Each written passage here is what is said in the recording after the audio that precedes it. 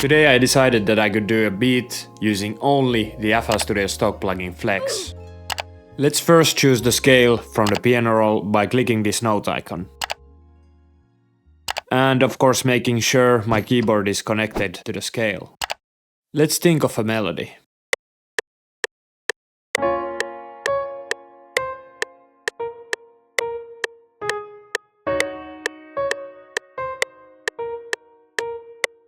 Then make sure it's quantized, and there you go.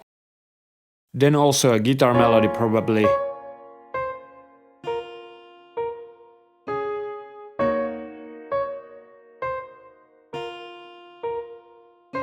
Some basic drums from the Flex plugin.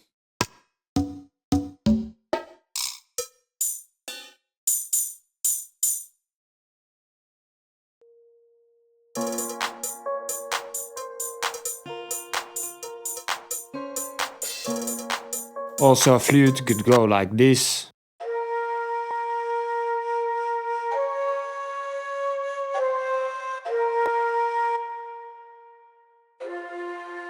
And a bass like this.